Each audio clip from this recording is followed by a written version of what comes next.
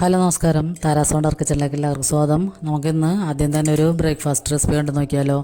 അപ്പോൾ ഇന്ന് നമ്മൾ പുട്ടും ഒരു വെജിറ്റബിൾ കറി, കിഴങ്ങും ഉരുളക്കിഴങ്ങും ക്യാരറ്റൊക്കെ വെച്ചിട്ടുള്ളൊരു വെജിറ്റബിൾ കറിയും കൂടിയാണ് ഉണ്ടാക്കുന്നത്. അപ്പോൾ പുട്ട് ഉണ്ടാക്കുന്ന വീഡിയോ ഒക്കെ ഞാൻ ഇതിക്ക് മുമ്പ് ക്യാരറ്റ് വെച്ചിട്ടുള്ള പുട്ടൊക്കെ ഉണ്ടാക്കിയിട്ടുണ്ട്.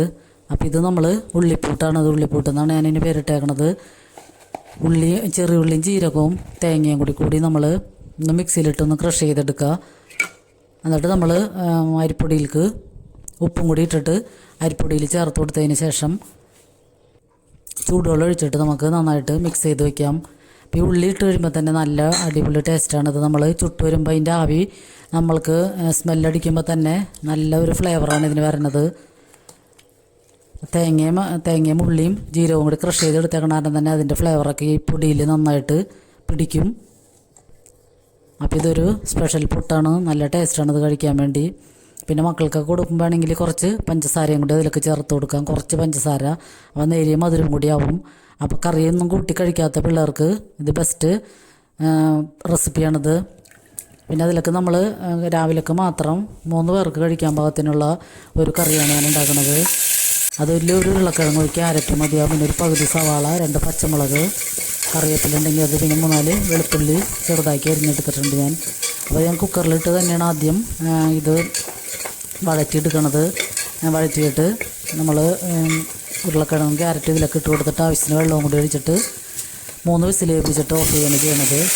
അപ്പോൾ ആദ്യം സവാളയും പച്ചമുളകും വെളുത്തുള്ളിയൊക്കെ ഇട്ടിട്ട് നമുക്ക് വെളിച്ചെണ്ണയിൽ കുറച്ച് ഉപ്പും കൂടി ചേർത്തിട്ടൊന്ന് വഴറ്റിയതിന് ശേഷം നമുക്ക് ഈ ഒരു 1/2 ടീസ്പൂൺ മഞ്ഞൾപ്പൊടിയും 1/2 ടീസ്പൂൺ ചിക്കൻ മസാലയാണ് ഞാൻ ഇട്ട് കൊടുക്കുന്നത്. വേറെ പൊടികളൊന്നും ചേർക്കാനില്ല. എന്നിട്ട് നമുക്ക് 3 വിസിൽ കേൾപ്പിച്ച് കഴിഞ്ഞിട്ട് ഓഫ് ചെയ്തിടാം.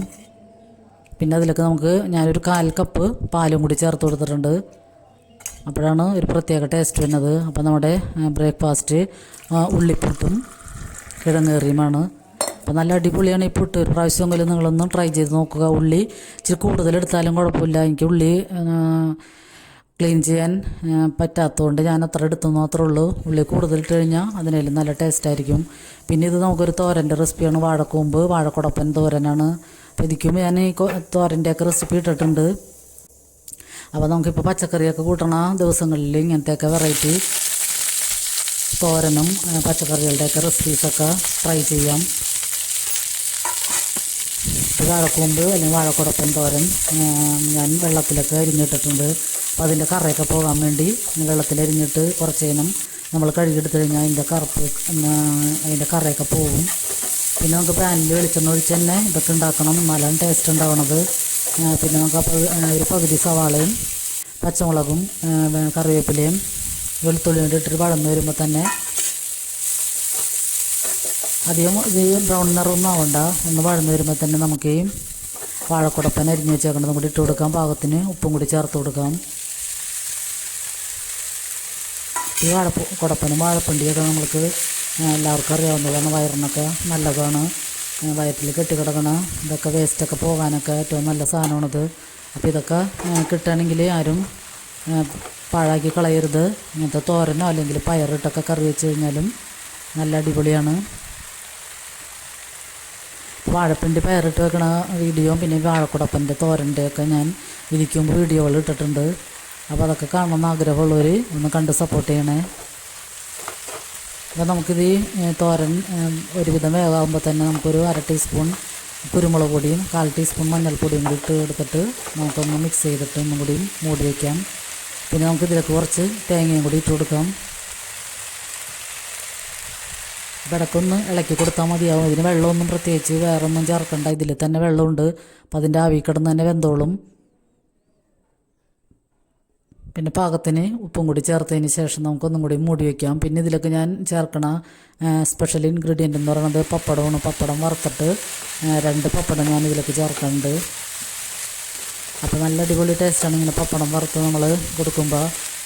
അപ്പോൾ പിള്ളേരൊക്കെ ഇതൊക്കെ കഴിക്കാത്ത പിള്ളേരുണ്ടെങ്കിൽ പപ്പടമൊക്കെ ഇങ്ങനെ മിക്സ് ചെയ്ത് കൊടുക്കുകയാണെങ്കിൽ മക്കൾക്കൊക്കെ ഇഷ്ടമാവും. പിന്നെ ഇത് ലഞ്ച് ബോക്സിലൊക്കെ കൊടുത്ത് വെക്കാനും പറ്റും.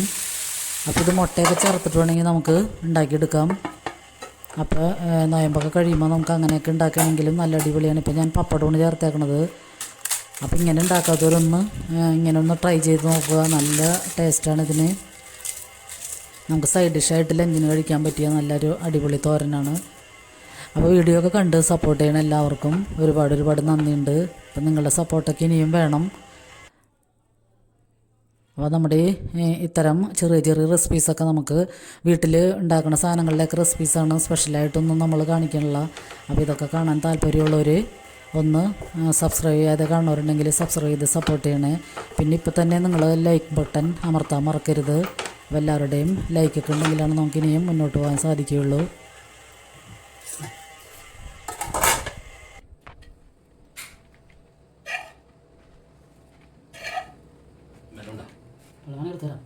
അപ്പോൾ ഈ 2 വീഡിയോസും എല്ലാവർക്കും ഇഷ്ടമായെന്ന് കരുതുന്നു. അപ്പോൾ അടുത്തൊരു അടിപൊളി വീഡിയോയുമായി വരുന്നതുവരെ എല്ലാവർക്കും ഒരുപാട് നന്ദി.